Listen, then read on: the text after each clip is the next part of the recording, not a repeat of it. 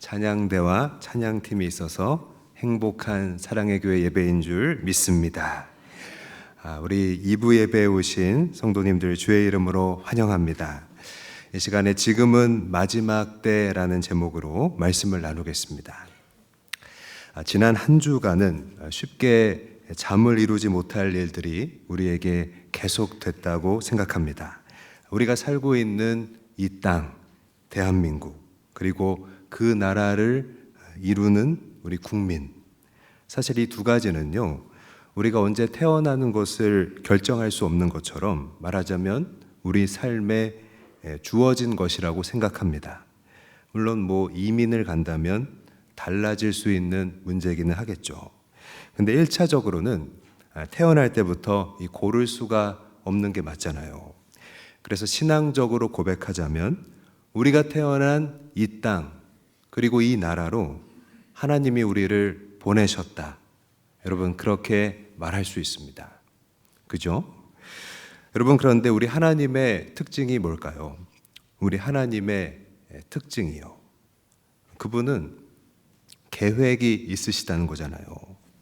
MBTI 성격 검사를 많이 하는데 하나님의 MBTI라고 하면 좀 불손한 얘기가 될까요? 성경에 나타난 하나님의 성품을 통해서 우리가 추론할 수 있는 건요, 앞부분은 잘 모르겠고 하나님은 J, 계획형이시라는 겁니다. 계획형. 그분은 예정하시는 분이잖아요. 예정한다고 딱 나와 있잖아요. 우리를 대한민국으로 보내신 그 이유가 있을 거 아닙니까? 그렇다면요, 우리가 이런 시대에 태어나 살고 있는 그 목적이 있을 거라는 유추를 하게 되는 거죠. 그죠? 우리를 이 때에 대한민국에 보내신 이유가 있는 것입니다. 여러분은 그 목적이 무엇이라고 생각하시나요? 저는요, 이 나라에 하나님의 통치가 임하도록, 하나님의 빛이 비추어지도록 우리 작은 삶이 그 일에 사용되기 위해서라고 생각합니다. 이 나라가 하나님 나라 되도록 우리를 보내셨다는 거예요. 여러분, 믿으십니까? 저에게 있는 목회의 철학 중에는요, 교회의 메시지는, 설교는 컨텍스트, 그러니까 현재의 일들을 그 메시지에 담아낼 수 있어야 한다는 거고요. 그래서 늘 쉽지가 않고 그 작업이 어렵습니다. 오늘의 일들과 문제에 대해서 진리인 성경이 가리키는 바를 따라 답변할 수 있어야 한다는 것입니다. 따라서 작금의 우리나라와 또 국민들이 통과하고 있는 그 일들에 대해서 오늘 성경적인 시각과 그 해석을 나눠보고자 합니다. 먼저 우리에게 성경적인 역사관이 있어야 됩니다. 우리 참고로 마태복음 24장 6절에서 8절까지를 봅니다. 시작. 난리와 난리 소문을 듣겠으나 너희는 삼가 두려워하지 말라. 이런 일이 있어야 하되 아직 끝은 아니니라. 민족이 민족을, 나라가 나라를 대적하여 일어나겠고 곳곳에 기근과 지진이 있으리니 이 모든 것은 재난의 시작이니라. 지금 읽은 부분은 예수님의 감람산 설교 중에 한 부분입니다. 예수님의 이 설교는요, 예수님이 재림하시기 전에, 그러니까 언젠가 예수님이 다시 이 땅에 오시게 되는데 그 전에 일어날 일들에 대해서 말씀하신 내용입니다. 그럼 예수님의 재림 전에 어떤 일들이 일어나느냐? 쉽게 말하면 하나님의 심판들이 있다는 거예요. 아까 읽은 마태복음 24장에 따르면 난리와 그 소문들이 있을 건데 그 내용이 뭐냐면 민족의 분란과 나라 간의 반목이 있다는 것입니다. 한마디로 사회와 질서 속에 혼란이 오게 되는데요, 그것들이 어떤 성격을 가지냐면 모두 다 하나님의 심판의 도구가 된다는 것입니다.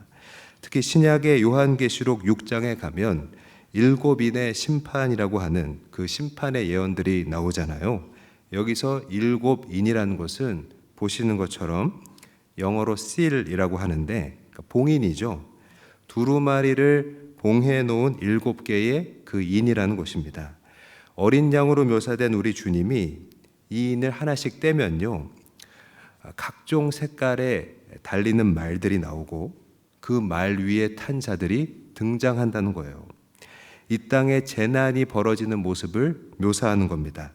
여기서 봉인을 뗄 때마다 나오는 말들, 그리고 그 말을 탄 자들은요, 무슨 일을 하는 거냐면 온 세상을 다니면서 하나님의 심판을 대리 수행하는 것입니다. 우리 참고로 계시록 6장 2절을 읽습니다. 시작. 이에 내가 보니 흰 말이 있는데 그 탄 자가 활을 가졌고 면류관을 받고 나아가서 이기고 또 이기려고 하더라. 지금 읽은 2절은 첫 번째 인을 뗄 때의 상황입니다. 여러분, 첫째 인을 떼니까 누가 나왔죠? 흰색 말과 그 말의 탄 자가 활을 가지고 나왔는데요. 여러분, 활은 전쟁 도구라는 특징이 있잖아요. 그러니까 말을 타고 동시에 활을 쏘는 기병대의 모습인 겁니다.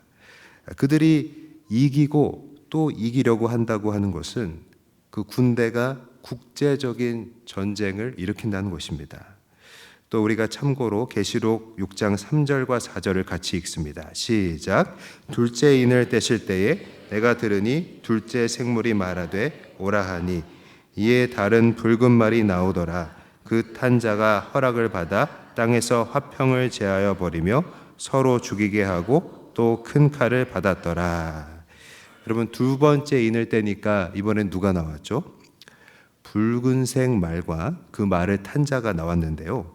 이들은 땅에서 화평을 제거한다는 거예요. 그러니까 여러분, 붉은 말이 나오면 어떻게 될까요? 이 땅이 분열되고 마는 거겠죠. 화평이 사라지니까요. 정리하면 첫 번째 인을 뗄 때 나오는 흰 말은 국가 간의 전쟁을 일으키고요.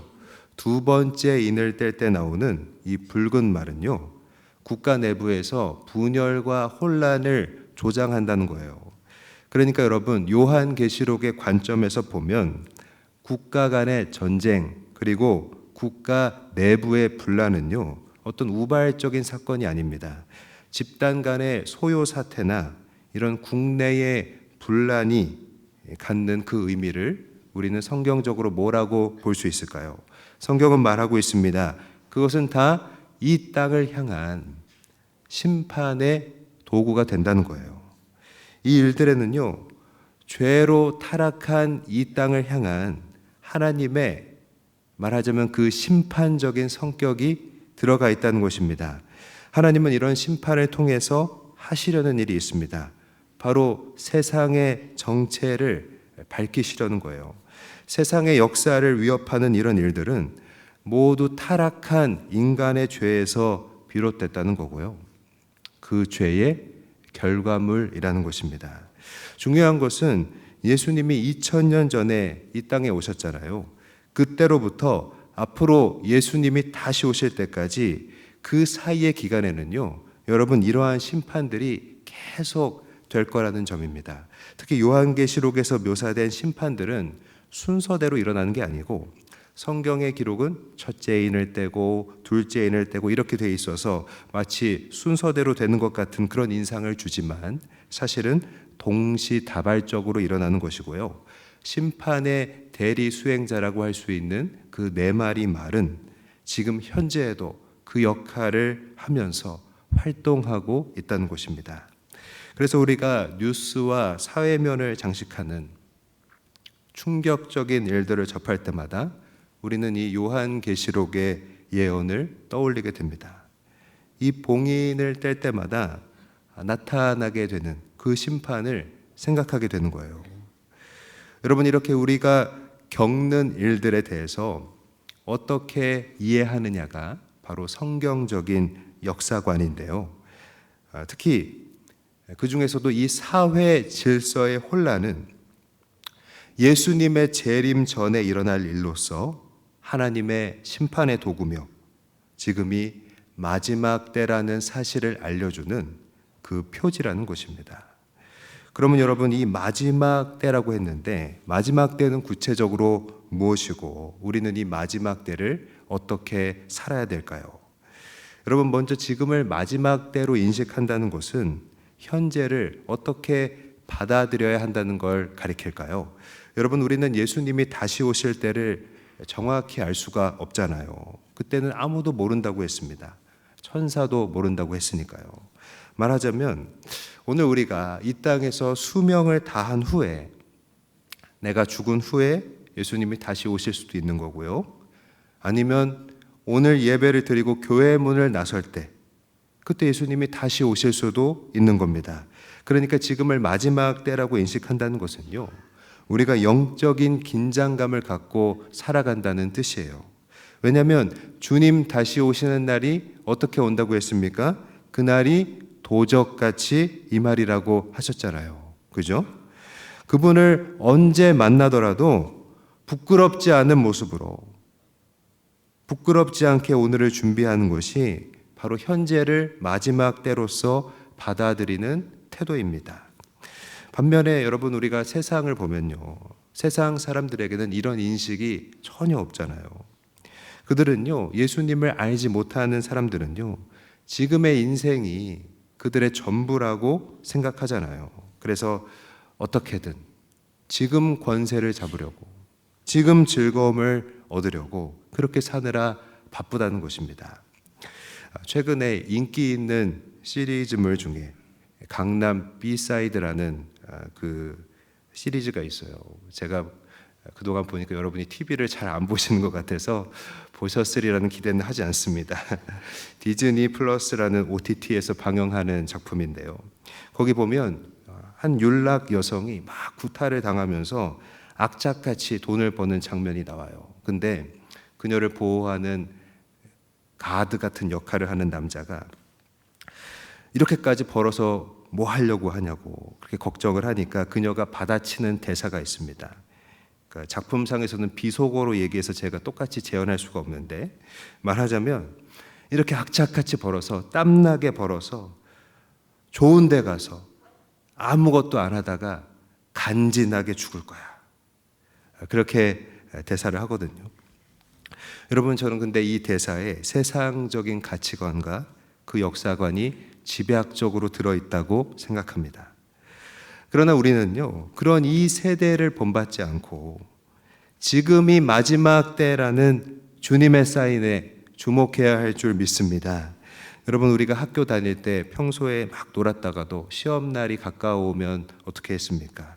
시험 범위가 어디였더라 하면서 책을 뒤적이는 것과 같다고 생각합니다. 여러분, 시험을 잘 보려면요, 출제 의도를 알아야 되고 그 범위, 어디서 시험이 나오는지를 알고 있어야 되잖아요. 지금이 마지막 때라는 것을 깨닫는 것은요, 바로 이것과 같다는 것입니다. 하나님이 우리를 이 나라와 이 땅에 보내신 의도를 아는 일이고요, 우리가 주어진 삶 동안 해야 하는 것이 무엇인지를 아는 일이라는 것입니다. 하나님이 우리를 이 나라 이 땅에 보내신 의도를 아는 것이 바로 출제 의도를 아는 일이고, 우리가 이 삶 동안 무엇을 해야 하는지를 아는 것이 바로 시험 범위를 아는 것과 같다는 거예요. 여러분, 성경이 마지막 때를 설명하는 표현 중에 오늘 본문에 등장하고 있는 이 천년 왕국이라는 개념이 있습니다. 천년 왕국은 마지막 때를 이야기하는 표현이에요. 이 천년 왕국이라고 하니까 왠지 천년 동안 이어지는 어떤 황금기를 떠올리기가 쉬운데요, 이 말이 문자적으로 딱 천년을 가리키는 게 아닙니다. 천년이라는 말은 많은 것이 그 안에 이루어지는 그 서사가 있는 시간을 말하자면 상징하는 것이고요, 또 역사 속에서 특정한 시기를 가리키는 용어라는 거예요. 그러면 이 천년 왕국이란 도대체 무엇인지 우리가 어떻게 알 수 있을까요? 이 천년이라고 성경에서 표현한 기간에 어떤 일이 일어나고 있는지를 알면 천년 왕국의 성격을 볼 수 있다는 것입니다. 오늘 본문 1절에서 3절까지 같이 읽습니다. 시작. 또 내가 봄에 천사가 무저갱의 열쇠와 큰 쇠사슬을 그의 손에 가지고 하늘로부터 내려와서 용을 잡으니 곧 옛 뱀이요 마귀요 사탄이라 잡아서 천년 동안 결박하여 무저갱에 던져 넣어 잠그고 그 위에 임봉하여 천년이 차도록 다시는 만국을 미혹하지 못하게 하였는데, 그 후에는 반드시 잠깐 놓이리라. 아멘. 천년 왕국의 기간에 일어나는 일 첫 번째는 사탄이 결박된다는 것입니다. 오늘 본문 1절에서 3절에 보니까 눈에 띄는 일은 바로 사탄이 무저갱에 결박됐다는 사건이에요. 여러분, 천년 왕국의 때가 되면 사탄은 무저갱에 갇히는 것입니다. 이 무저갱은요, 쉬운 성경을 보면 끝이 없는 구덩이, 그렇게 번역을 했습니다. 그러니까 사탄이 빠져나올 수 없는 구덩이에 갇힌 겁니다. 그런데 여러분, 이 표현을 잘 살펴보면 좋겠는데요, 사탄이 죽었다는 걸까요? 아니면 살아있다는 말일까요? 그렇죠. 사탄이 갇혀있지만 여전히 살아있다는 것입니다. 어떤 상태로 살아있는 겁니까? 결박당해서 끝없는 구덩이 속에 넣어졌는데, 말하자면 감옥에 갇힌 것과 비슷하다는 것입니다. 그러니까 사탄의 지금 상태가 마음껏 움직일 수가 없는 거고요. 제한을 받고 있습니다. 하지만 중요한 점은 그가 여전히 살아있다는 것이 중요합니다. 그러면 여러분, 이 사탄이 무저갱에 갇히는 일은 시간적으로 언제 일어나는 걸까요? 이 내용이 요한계시록의 끝부분에 기록되어 있기 때문에 아마도 예수님의 재림 때겠지, 그렇게 생각하기가 쉬운데요, 그렇지 않습니다. 예수님의 초림 때, 그러니까 예수님이 인간의 몸을 입고 이 땅에 오셨을 때 이미 사탄은 결박을 당한 것입니다. 여러분, 그 증거가 있습니다. 성경에서 예수님이 귀신 들린 사람을 만나셨을 때 그 귀신을 향해 나가라고 명령하시면요, 그때 귀신들이 어떻게 반응했습니까? 예수님이 귀신 들린 사람을 향해서 그 귀신 보고 나가라고 했을 때 귀신이 어떻게 반응했습니까? 귀신들이 사람의 몸으로부터 쫓겨나잖아요. 근데 이것이 어떤 원리로 이루어지는 걸까요? 참고로 마태복음 12장 29절 읽습니다. 시작. 사람이 먼저 강한 자를 결박하지 않고서야 어떻게 그 강한 자의 집에 들어가 그 세간을 강탈하겠느냐. 결박한 후에야 그 집을 강탈하리라. 이 말이 좀 어려워서 쉬운 성경으로 한번 다시 읽습니다. 시작. 또한 누구든지 힘센 사람을 먼저 묶어놓지 않으면 어떻게 힘센 사람의 집에 들어가 물건을 빼앗을 수 있겠느냐. 묶어놓은 뒤에야 그 집을 약탈할 것이다. 아멘. 먼저 강한 자를 결박하지 않으면 그 강한 자의 집에 있는 것을 건드릴 수 없는 것입니다. 그러니까 이 원리에 따르면 예수님의 명령에 의해 귀신들이 쫓겨나는 이유는요, 그들의 대장인 사탄이 예수님에 의해서 이미 결박당했기 때문입니다. 대장을 힘쓰지 못하게 만들어놨기 때문에 졸개들도 따라서 힘을 잃었다는 것입니다. 여러분, 또 한 가지 증거가 있습니다. 사탄이 갇혀있다는 증거요. 오늘 우리가 복음을 전하면 그 복음의 열매가 전 세계로 확장되고 있다는 거예요. 세계 선교가 시작됐고 가능하게 되었잖아요. 여러분, 우리가 복음을 전할 수 있고 열방과 민족을 선교할 수 있다는 것은요, 바로 사탄이 지금 결박되어서 약해져 있다는 증거입니다. 사탄이 구약 시대에 비해서 활동이 제한됐기 때문에 가능한 그런 일이라는 거예요. 그러니까 우리가 알 수 있는 것은 예수님께서 이 땅에 인간의 몸을 입고 오신 다음에 사탄은 치명적인 패배를 경험했고요, 이 땅에는 하나님의 나라가 본격적으로 시작됐다는 사실입니다. 하지만 아까도 얘기했듯이 이 결박했다는 것이 사탄이란 존재를 완전히 없앤 게 아니었잖아요. 사탄은 약해졌지만 한편으로는 여전히 영향력을 행사하고 있습니다. 사탄이 여전히 영향력을 발휘한다는 것도 우리가 그 증거를 찾을 수 있는데요, 그것은 복음 전파가 물론 이루어지고 있지만 그것을 방해하는 일들도 여전히 많다는 겁니다. 참고로 고린도후서 4장 4절을 읽습니다. 시작. 그 중에 이 세상의 신이 믿지 아니하는 자들의 마음을 혼미하게 하여 그리스도의 영광의 복음의 광채가 비치지 못하게 함이니 그리스도는 하나님의 형상이니라. 아멘. 여러분, 지금 읽은 말씀에 보면 이 세상의 신이 믿지 않는 사람들의 마음을 혼미하게 만들어서 그리스도의 복음의 빛이 그들 마음에 비추지 못하게 한다. 그렇게 말씀하고 있잖아요. 사탄은 이렇듯이 우리를 여전히 방해하고 있는 것입니다.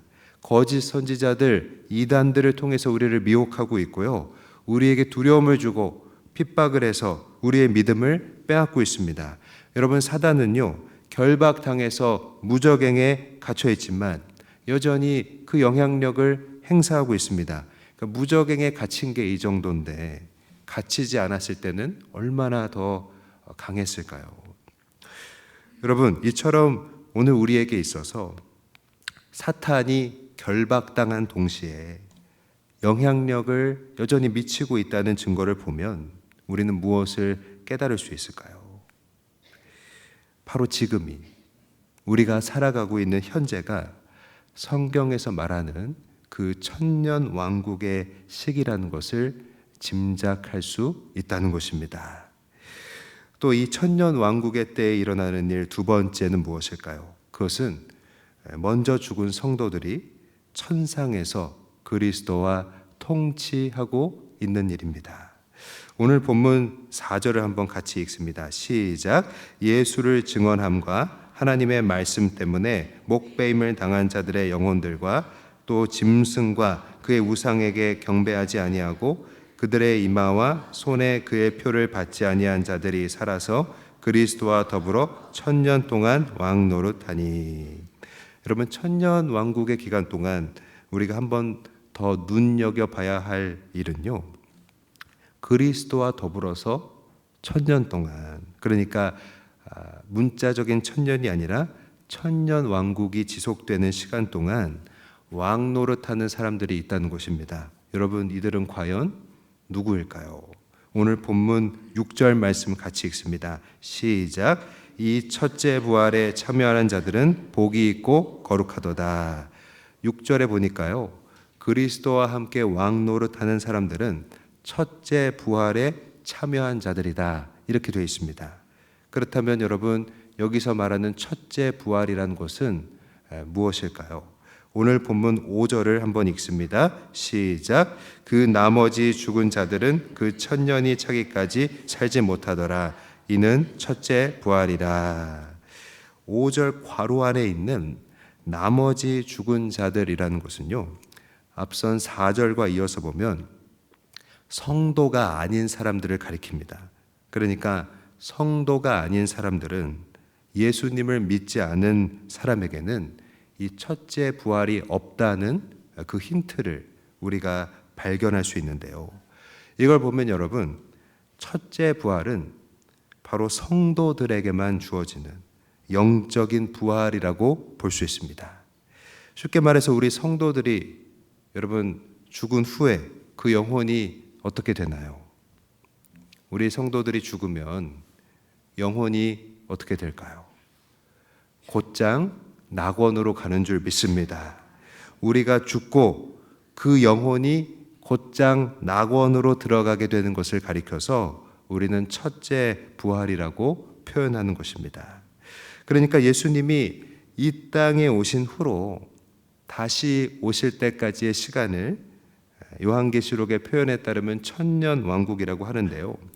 이 천년 왕국의 기간에 먼저 죽은 성도들은요, 첫째 부활을 통해서 낙원에 들어가 예수님과 왕노릇하고 있는 것입니다.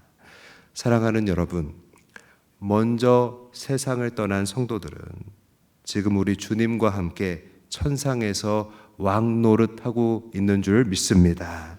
여기서 왕노릇이라는 것은요, 실제로 성도들이 막 신처럼 그렇게 세상을 다스린다는 게 아니고요, 천상에서 하나님 보좌 우편에 계시는 예수님과 같이 있는 것을 말하고요, 예수님의 은혜로 죄를 이겼고 하나님과 화목한 가운데 함께 있는 것을 말하는 것입니다. 그러다가 예수님의 재림 때가 되면 우리들은, 성도들은 두 번째 부활을 또 경험하게 되는데요.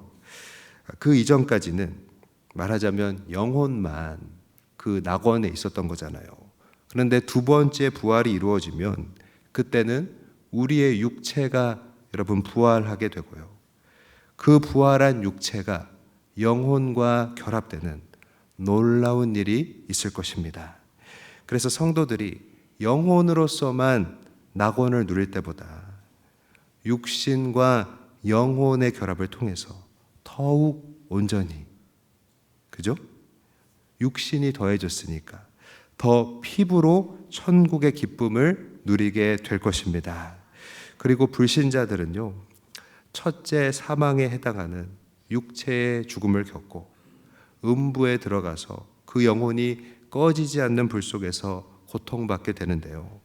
예수님의 재림 때가 되면 둘째 사망을 통해서 그들도 육체와 영혼이 결합되는 그런 일이 일어나는데, 여러분 천국에서야 그 육체와 영혼이 결합되는 게 축복이지만 지옥에서는요, 육체와 영혼이 결합되는 일은 저주입니다. 왜냐하면 영혼으로서만 고통당할 때보다 더 끔찍한 파멸을 영원히 피부로 느끼게 되니까요. 지금까지 설명한 걸 정리하면요, 성경은 이 천년 왕국 기간에 일어나는 일로서 사탄이 결박당하게 된다. 그리고 먼저 죽은 성도들이 그리스도와 함께 천상에서 왕노릇한다. 이렇게 두 가지를 얘기하고 있습니다. 따라서 성경에서 말하는 천년 왕국은요, 땅의 관점에서 보면 세계 선교가 진행 중이고 그 동시에 성도들이 고난당하고 있는 바로 현재, 지금을 의미한다고 볼 수 있습니다. 그리고 천상의 관점에서 보면 천년 왕국은 세계 선교가 이루어지고 있는 지금, 먼저 죽은 성도들이 천상에서 예수님과 함께 왕노릇하는 그 기간을 의미하는 것입니다. 이러한 논의를 해보면서 우리가 살고 있는 현재를 생각해 보게 됩니다. 우리가 살고 있는 오늘은 성경에서 말하는 마지막 때인데 요한계시록에서 표현하는 천년 왕국에 해당한다는 것을 발견할 수 있는 것입니다.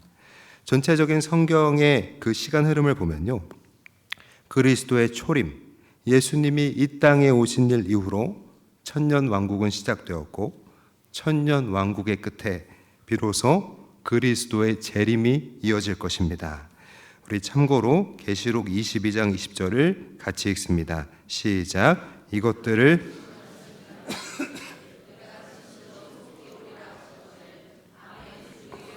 주시옵소서. 성경은요, 그 마지막을 재림의 약속으로 마치고 있는 것입니다. 여러분, 우리의 현재가 성경에서 말하는 마지막 때이고 우리의 현재가 예수님의 초림과 재림 사이에 천년 왕국의 그 때라는 것을 알았다면 우리는 이 현재, 오늘을 어떻게 살아가야 될까요? 첫 번째로 우리는 우리의 죄를 회개해야 하는 것입니다. 여러분, 우리 대한민국에 혼란과 충격적인 일들이 계속 일어나는 것은요, 마지막 때를 지나면서 하나님의 메시지, 그 심판적인 성격을 갖고 있다고 생각합니다.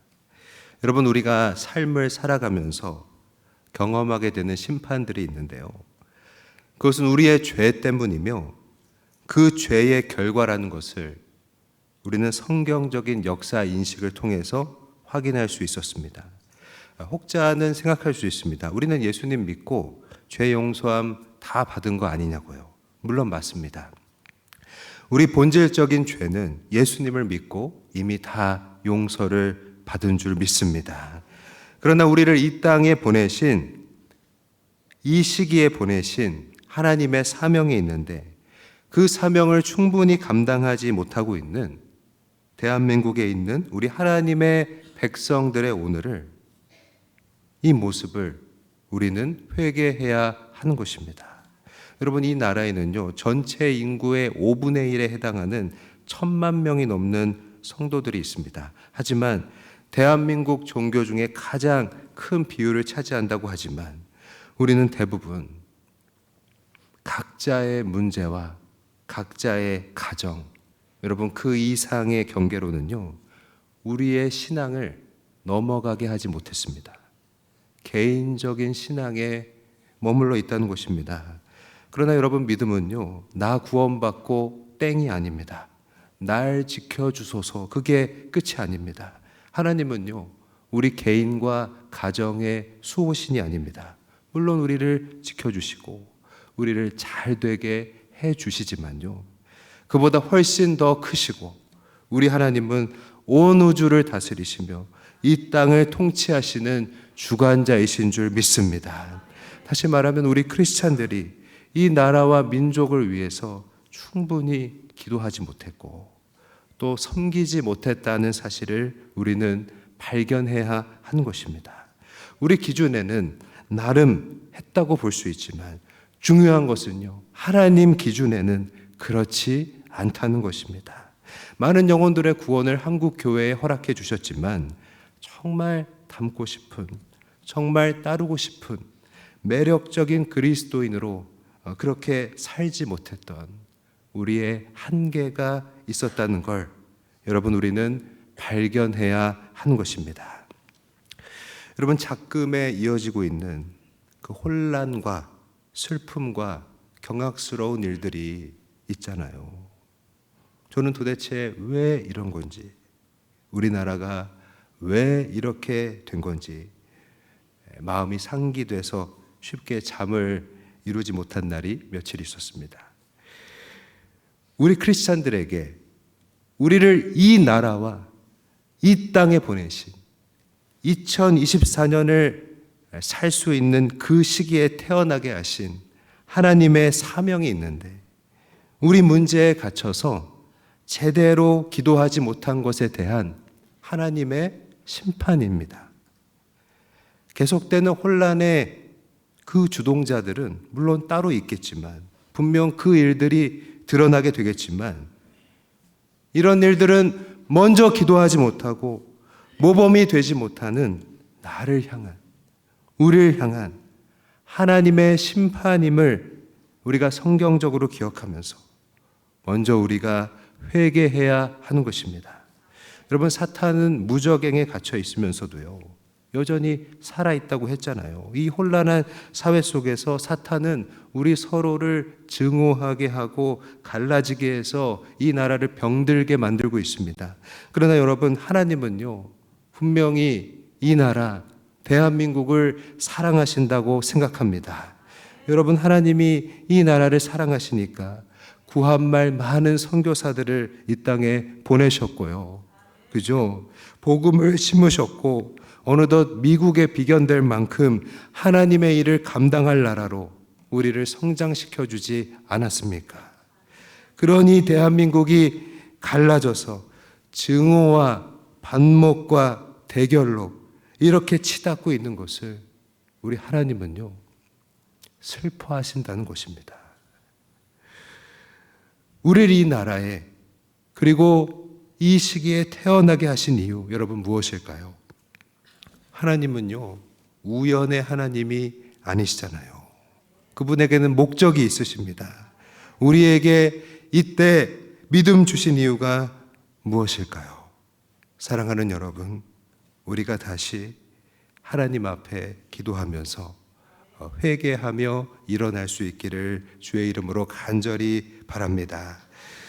오늘 우리가 살아가고 있는 이 현재가 성경에서 말하는 마지막 때임을 안다면 오늘을 어떻게 또 살아가야 될까요? 두 번째로 우리는 더욱 주님께 충성해야 한다는 것입니다.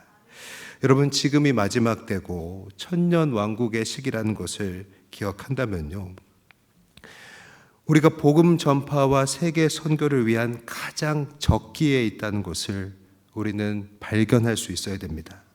그러니까 곧 시험 시간이 다가오는데 하나님이 우리에게 내준 시험 범위가 있다는 거예요.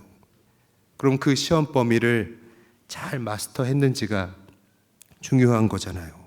성경적인 역사 순서를 보면 이 천년 왕국의 시기가 끝나면 주님이 재림하시게 될 것입니다. 그러니까 우리가 기억해야 할 건요, 이 땅에서 우리 삶이 주어진 기간 속에서 주의 다시 오실 길을 예비해야 하는 것이고요, 바로 그것이 피상적인 지식이 아니라 우리의 진실한, 우리의 마음을 움직이게 하는 그 사명이 돼야 한다는 것입니다. 그게 바로 우리를 이 대한민국, 그리고 이 2024년에 살게 하신 하나님의 이유인 줄 믿습니다. 여러분이 잘 아시는 그 풀무원이라는 식품 기업이 있잖아요. 사실 동네 채소 가게에서 출발했다고 합니다. 알고 계셨습니까? 구멍가게에서 시작했다는 거예요. 하지만 지금은 풀무원 하면 누구나 그 이미지가 좋잖아요. 건강한 먹거리를 만드는 대표적인 기업으로 그렇게 인식하고 있는데요, 이 풀무원 광고에 보면 특히 바르게라는 이미지를 강조하고 있어요. 풀무원은 바르게 만들고 바르게 차린다는 것입니다. 그래서 대표 상품인 두부뿐 아니라 모든 제품에 까다로운 원칙을 정해서 성실하게 그 일을 감당한다고 하는 것이죠. 여러분, 이런 노력들 때문에요, 소비자들은 보통 이 회사를 신뢰하는 경향이 많고요. 그래서 좀 비싸도 그 제품을 선택하는 거잖아요. 폭리라고 느끼지 않는 것입니다. 여러분, 이런 신뢰에 있어서 신뢰를 얘기했는데, 하나님이 나를 믿는 것을, 하나님이 나를 신뢰하는 것을 가리켜서 우리는 바로 충성이라고 말합니다. 그리고 하나님은 충성된 자와 함께 하시고요, 또 충성된 자에게 당신의 나라를 맡기시는 것입니다. 사랑하는 여러분, 하나님이 우리에게 주신 작은 일들 무엇이 있습니까? 작은 기도 제목일 수도 있고요, 그것을 귀하게 여기고 또 잘 감당할 때 하나님이 우리를 충성되이 여기실 줄 믿습니다. 또 그 지경이 넓어지게 해주실 줄 믿습니다. 이 마지막 때에 더욱 주께 충성하기로 결단하는 우리 모두가 되기를 바랍니다. 말씀을 정리하겠습니다. 결국 천년 왕국이란 여러분 뭘 말하는 걸까요? 지금 우리가 예수님을 믿고 이 땅에서 살아가는 시간이 바로 그 천년 왕국이라는 것입니다. 왜 그런가요? 사탄이 무적행에 결박되어 있는 증거와 여전히 살아있어서 영향을 미치는 증거가 이 시대에 모두 드러나기 때문입니다. 또한 우리보다 앞서 먼저 죽은 성도들이 지금도 하나님 보좌 우편에서 예수 그리스도와 함께 왕노릇하고 있다는 것을 우리가 믿기 때문입니다. 지금이 이 천년 왕국의 때라는 사실은요, 여러분 우리에게 어떤 메시지를 줄까요? 지금 있는 이 자리에서, 지금 우리가 살고 있는 이 시대 속에서 우리가 회개하고 바로 이 나라에, 이 땅에, 이 시기에 우리를 보내신 이유를 깨달아야 한다는 것입니다. 또 지금 있는 이 자리에서 큰 것이든 작은 것이든 더욱 주어진 사명에 충성하라는 것을 말해주는 것입니다. 사랑하는 여러분, 그리스도와 교회를 위해 충성하는 그런 우리 삶에 현실은 항상 우리 편일 수는 없겠죠. 우리에게 일어나는 일들만 봐도 그렇잖아요. 낙심과 어려움이 늘 앞으로도 찾아오겠지만 우리가 후회 없이 주를 섬기고 그 주님과 함께 마침내 왕노릇하게 될 것을 바라볼 수 있길 축복합니다. 이렇게 오늘의 현실 앞에 우리가 낙심하지 않고 더욱 선을 행하기로 결단하는 우리 모든 사랑하는 성도들이 되시기를 주의 이름으로 간절히 바라고 사랑으로 축복드립니다. 하나님께 영광 돌리겠습니다.